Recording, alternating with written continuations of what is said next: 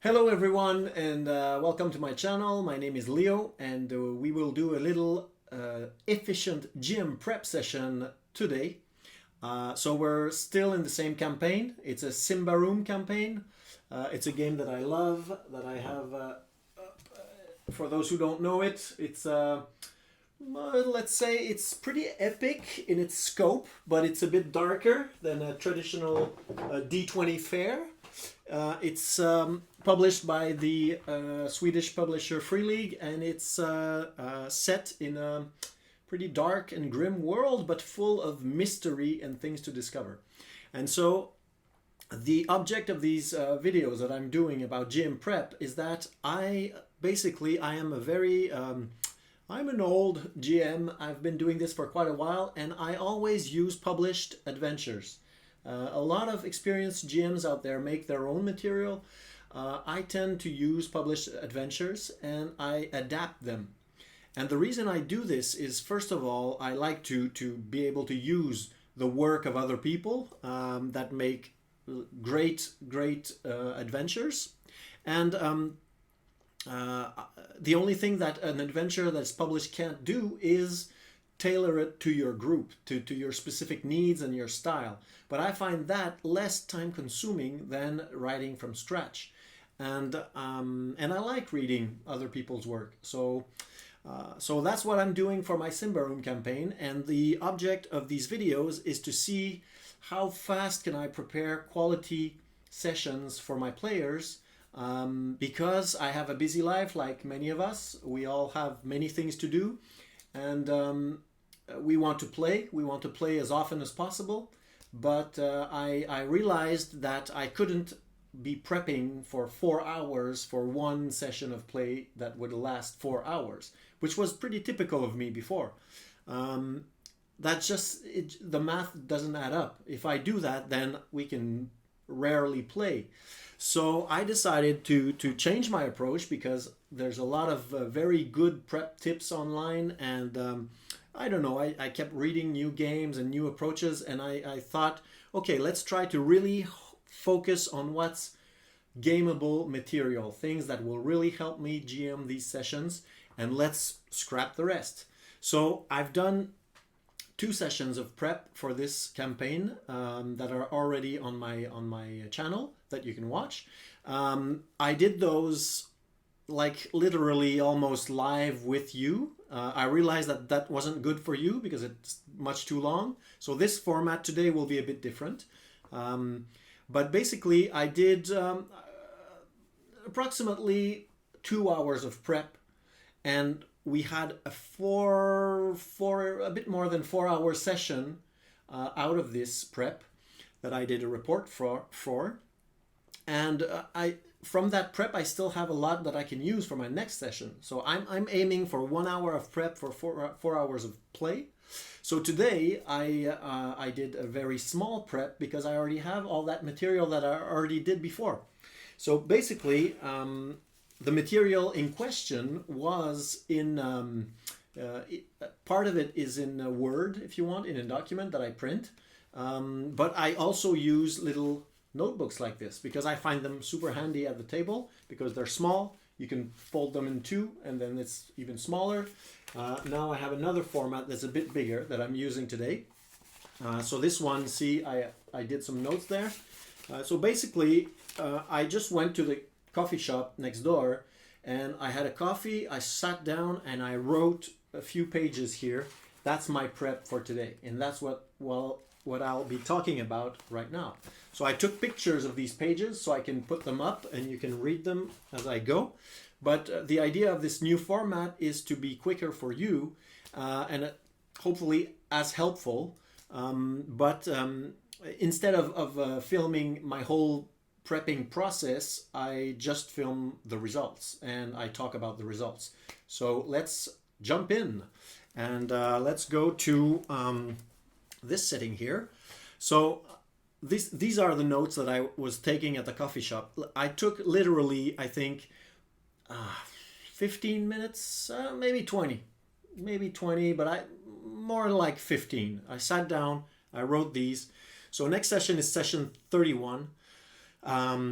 If you remember, the crew, my party, was entering the ruins of a Simbarian lord called Na-Ethikel Ambreagos, and these ruins are in the middle of a vale that's always in full bloom, or not exactly, but that's the reputation it has, because it has warm thermal waters that create a microclimate that make this place very verdant, and there's many plants that don't exist anywhere else that grow there. And so in the middle of this secret vale, this tower of this crypt lord, undead lord of Simbarian origin, was hidden, and the characters arrived there, and they were confronted by some knights. I'll go back to the details later, maybe, but if you go see the previous video, you will know all the details of what this cliffhanger scene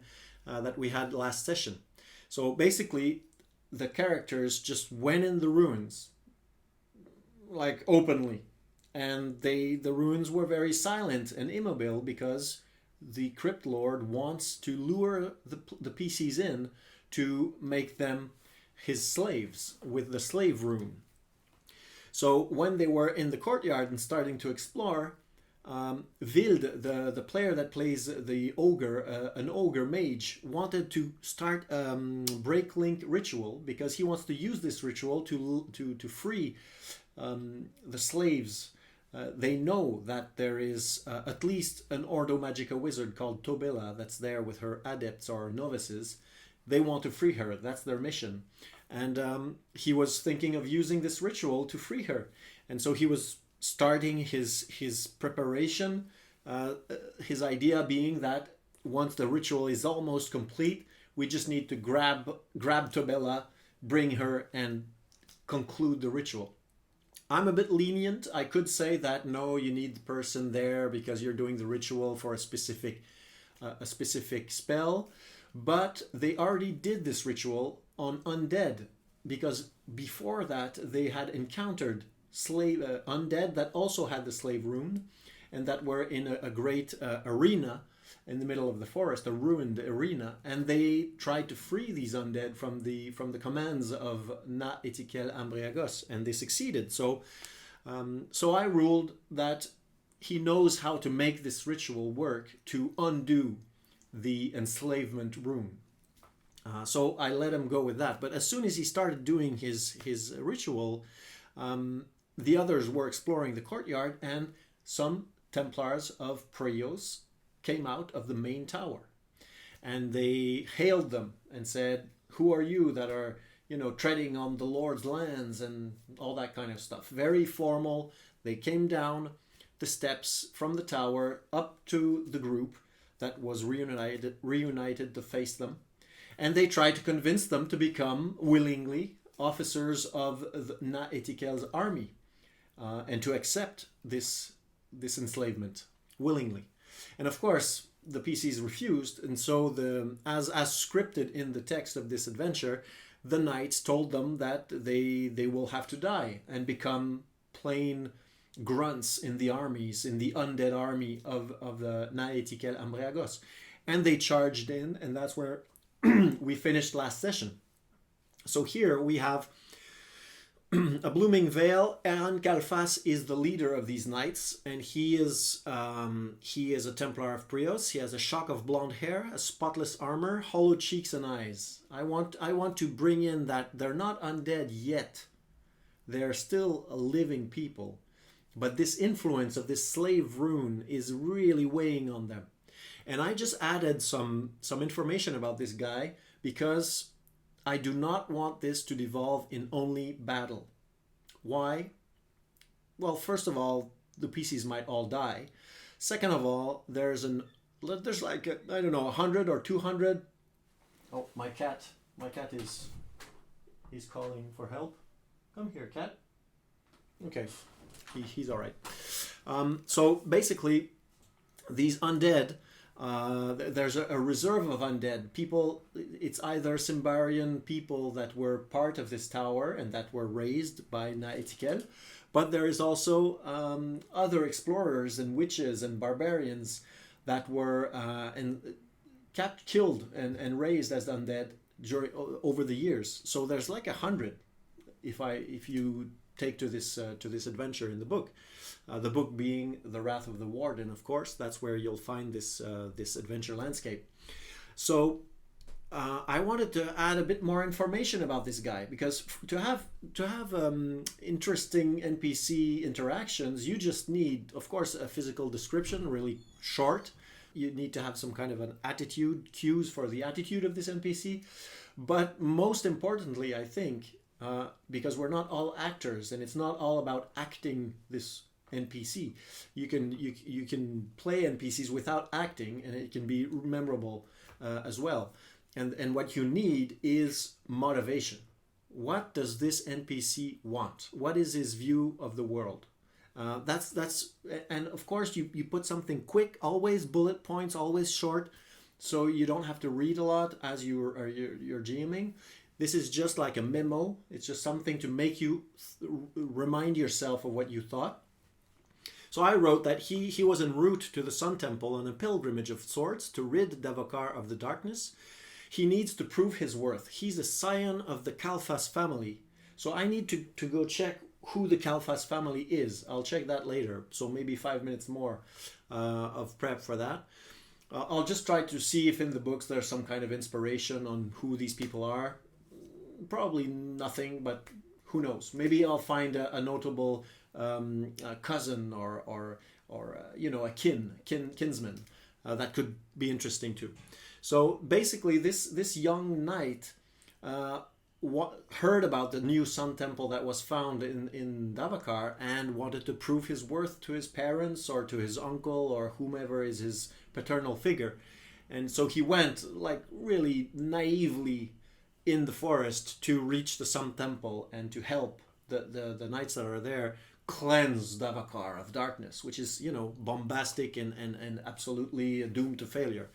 But he was, as written in my previous notes that I had here, he was accosted by one of the enslaved novices of Tobela that were sent out to try to find people and bring them back to the Vale.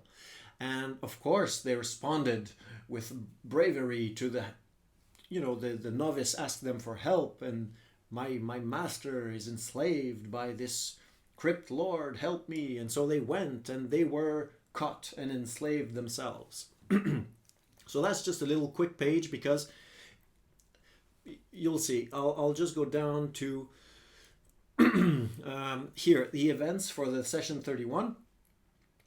So the first event is, of course, the fight with the knights. And I'm thinking maybe if it's too easy, I'll have the violins, the big cloud of dark raven-like birds come from the forest and plunge on the mystics of the group, just to make sure that this fight has some, a bit of a surprise, that it's not too predictable. The knights will fight in orderly fashion, so that means that I will have the squires basically be defensive on the back of the knights, so the knights will do the actual killing, and the squires will protect them. So they might fight, but they will mainly be around them to prevent flanking. They will fight honorably, and if a PC falls or is badly wounded, they will offer surrender. They want to capture the PCs so they can bring some new people to Ambreagos. That's what they want. So if we go back to what the NPCs want, well, they are enslaved, so they are forced to want to capture the PCs. But behind this enslavement, there are two young Templars that were very hopeful of gaining glory in the forest, and that are completely desperate for a way out. So it's either by dying themselves or by being liberated from this spell. So of course it will just show in their eyes as they cry, as they fight, but it might come in play if the PCs manage to neutralize them and actually liberate them from the slave rune. While this is happening, up in the tower, on the balcony, there is Tobela. Of course, I wrote Trobela because I just mixed up once and it sticked, but I will call her Tobela. It's nicer. So Tobela will help because Na-Ethikel asks her to, and she will ask one of her adepts to cast Bend Will on one of the PCs. So one of the PCs, probably one of the mystics, Mikariol or Vild, will suffer this attack from above. She will try to steal them from the group, make them walk to the tower. And we'll see what happens with that. And so I put a little bit more information about Tobela, what her relationship with Na-Ethikel is later on in my notes. So the last thing is if they are captured. Of course, if they kill the Templars, I don't need notes for that. They'll be there they'll decide to explore at one place or another. If they are beaten back, they might retreat to the forest. I already have tons of notes for that, so I don't need to add more. And if they are captured, then I just noted that they are thrown in a cell, the cells being on the in the base of this tower, before being brought before Na-Ethikel in the throne room. They will basically throw them in the cells unarmed, let them rot there for a while. Maybe Tobela will come down and try to convince them to accept the rune, and then they will be brought in chains in front of the Lord, and Na-Ethikel will want to convince them as well. Tobela will act as an interpreter during that scene.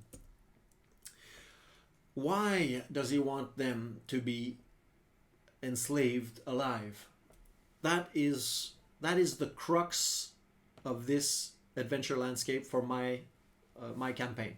So the reason why I chose this adventure landscape in my campaign is because when we start Wrath of the Warden, which is the first chapter of the Throne of Thorns, I really didn't like that Untitled Ambreagos was not very detailed. So he's supposed to be the big bad guy of the first chapter, and we don't really know. Well, we know some things about him, but they're not used in the adventure. You just meet him at the end and you kill him, basically. So that was unfortunate because the background that was given for this character was really interesting. Erlabert, his true name is Arras. He's a son of the Black Baron of Arras that was a traitor to Alberetar and that sided with the Dark Lords during the Great War. And Arras is also the place where the final battle, or one of the final battles was fought, where there was a terrible magical ceremony that was used by the magicians of Alberetar to destroy the hordes of undead of the Dark Lords. And that is, that comes into play during the campaign of the Throne of Thorns in the chapter that happens in Indaros. So there's a lot of really big, momentous historical things there, and they weren't used by the adventure. I mean, the Wrath of the Warden doesn't use that, doesn't foreshadow anything, that's really unfortunate, and I wanted to remedy that. So first thing I did, Untitled Ambreagos is somebody that knows one of the people in the party. Mikariol Valgardia is a young magician from Alberetar that was he was in a barony near Arras, and so they knew each other's families, and so they're sort of both refugees in Umbria. And so Erlabert met Mikariol when he learned that Mikariol was in Thistlehold. So there we have like a human relationship. They met, they had tea together. He offered Mikariol to fund expeditions in the forest. He's looking for dark magics of the forest. He doesn't know yet if Mikariol is corruptible, but in his mind he's thinking maybe this young man can become a true ally. And so and so Erlabert has funded this expedition. The other thing that I wanted to sort of flesh out is why Erlabert chose the name Ambreagos for himself. And I think it's just vanity, of course, but he I think he just it's like almost it's almost a joke, because what will happen, I hope, we'll see. But when they come back from this mission, they will talk to Erlabert, and Erlabert will learn about Eox, the spirit of the forest. And so when Erlabert receives the ritual from the prince, all of those elements I'm talking about are part of the Wrath of the Warden adventure. So when he will receive the ritual, he needs a piece of a powerful being to be able to fuel this ritual, or this ceremony, I should say. And he will immediately think about Eox, because it's the only spirit he knows about, and that he knows approximately where to find. And so he will leave for the forest with his other crew, and they will, as written, catch Eox and cut his head off and come back with a head. All of that will happen behind the scenes, but still, when the adventure unfolds in Wrath of the Wardens, the PCs will understand that they gave the keys to Eox. They told Erlabert where to go. So that will be more interesting. They can feel a bit guilty about it. Anyways, so let's come back to my prep here.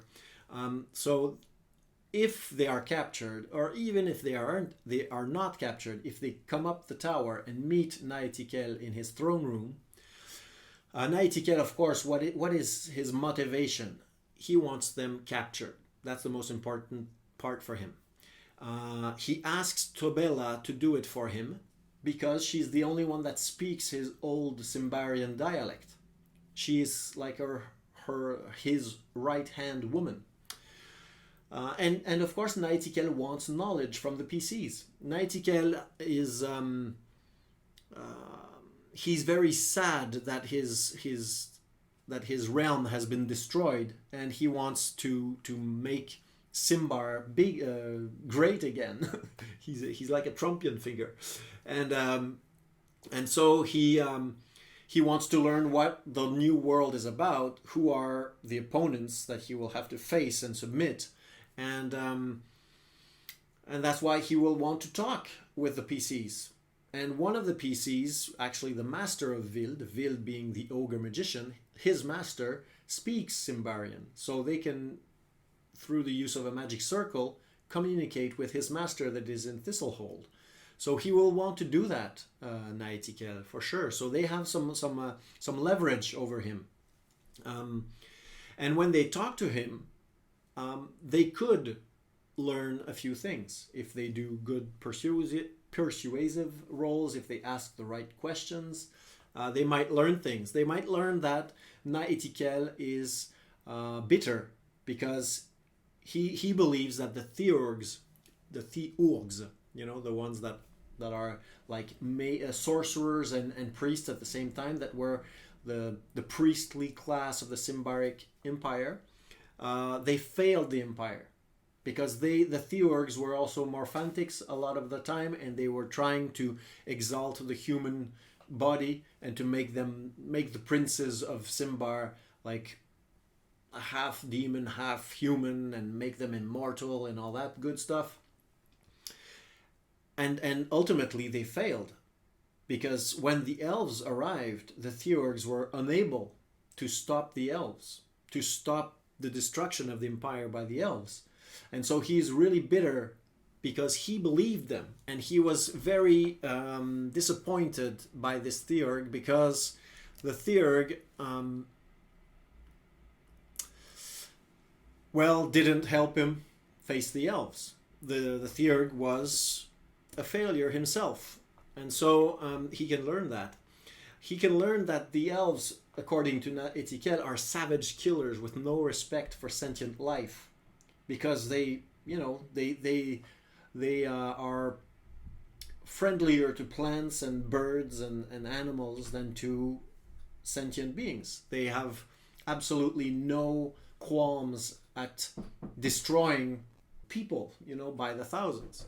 So the main motivation of Na-Ethikel, like many of those crypt lords, is that he would like to rebuild Simbar, but to become the Lord Emperor of Simbar. He doesn't really. That's written actually in the text, and I liked it, so I'm going to keep it. He didn't. He wasn't super keen on actually acting on this desire, because he's sort of a bit. He's slowed down by his undead state. He has thousands of years if he wants to. He doesn't need to be stressed out by time. So I think he's very very slow to act, very hesitant. That's how I will portray him. He's not a dynamic conqueror. So he wants, that's what he wants, like in a far future. He wants to rebuild Simbar as a dominion of warriors and paladins. And I won't use the word paladin when I describe it, but that's the idea. Warriors that are devoted to the traditions of the Church of Haman, and the rune that is the rune of strength. I forgot the name of this rune, but this rune will become the major rune, because this aspect of life is the one that this family has always cherished, and the day that they turned their backs on this, they were destroyed. So he wants to of course he knows a few rituals and he learned a bit of magic, but magic must be used very rarely. And that gave me an idea that I think will interest you. Is that he will be very interested by the ogres of this group. There's Wild, the mage ogre, and there's 2 ogre porters. And he will be interested by them because he believes that the trolls are the only race, apart from humans, that deserve any respect. Because the trolls are in deference of strength and bravery. And they have mastered a kind of magic that is not dangerous. At least that's what he thinks. And they have mastered the way of putting magic into weapons and physical objects. So he will have learned this as this battle against the elves was happening, but already the Simbarians knew some legends and met some trolls. They just made them flee underground, and they didn't really interact with them that much, but some did, and the knowledge of the trolls existed. And so I think that will be a very interesting quirk of this character. It's not only like he has some depth. He's not just bidimensional, like an undead that is bitter for the past and that wants to reconstruct Simbar, and that's it. That's all. Nope. There is an interaction. He's looking for a way to make a Simbarian empire that will last, and one of these ways is using the magic of the trolls. And the very interesting part for my group is that Wild is an ogre, almost a troll, so he will think that maybe Wild knows things, and his master Edogai is an artifact crafter that actually uses some knowledge of trollcraft, like in a way, what was understood by humans. So those 2 things will make them very interesting for Na-Ethikel Ambreagos. So we will see what happens after that, like what relationship they will have together, but it might be interesting. Okay, so that's my prep for this session 31 that will happen this Friday. I have, of course, just to make sure that everything is clear, I do have a Roll20, of course, site for the adventure, because that's where we play. A lot of people don't like Roll20. It's just simple for me, and I don't really like it either. I'm sorry, Roll20, but it's really clunky. But you know, it works. I learned it, and right now I don't want to have to learn something else. And when I think of Foundry, I just think of modules and long lists of modules, and I just don't have time for that right now. I will at some point. There's also a group in France making one that's called Let's Roll.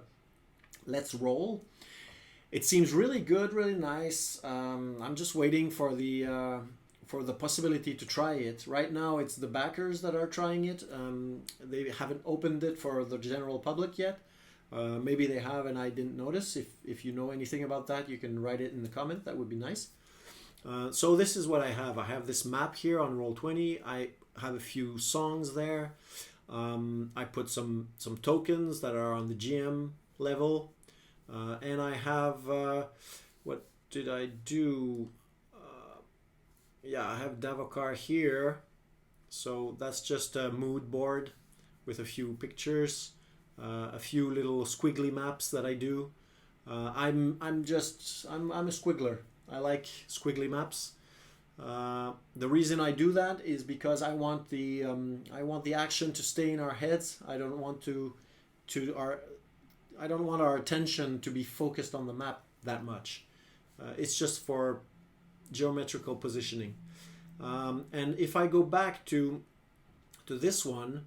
On this side, I have just a squiggly map of the tower. So when they get in the tower, I can just squiggle some more. This is the throne room. So I added the balcony here. The balcony is actually in the thickness of the walls, so it's arches. It doesn't stick out that much. And there's like a sort of a panel here. I'm not sure. Did I? I guess I did say something about that panel here in my notes. I said that so the the stairs finish here in the middle of the room. The throne is green and turquoise, very high back, and it's sort of slashed with tons of lozenges like diamond shapes, and it's behind the throne are triangular arches that are leading to the balcony. Okay, so I didn't write about, so I don't know what that is. I might take that out. Okay. Anyways, so I don't want to waste more of your time. Let's go back here, and I will just say that this is the sum of my prep for this session 31. I did 15 minutes of these. I will just take maybe 5 minutes to go over my cards, make sure I have all my cards set up. I'll check who are the Calfas people, and that's it. I'm done. It's been longer making this video than doing the actual prep, so that's great. I love it. Lastly, as we end, I will be doing these kinds of gym preps now. There will be some other videos about adventure design when I start writing the sequel to my adventure Playing with Goblins. It's an adventure I wrote for Symbaroum that's available on DriveThruRPG. You can go check that out. If you want to support the channel, of course, buying this adventure is a great way to do it. But just subscribing to this channel would be great to make these little numbers go up. I'm really happy to be able to do these videos and to share with you guys and girls our love for the game. So I will try to keep on doing them as much as I can through my hectic life that we all have. So I will at minimum at least do a GM prep video before each of my sessions, since I need to prep anyways. So take care, have a nice sessions of gaming with your friends, and see you in the next video. Bye bye.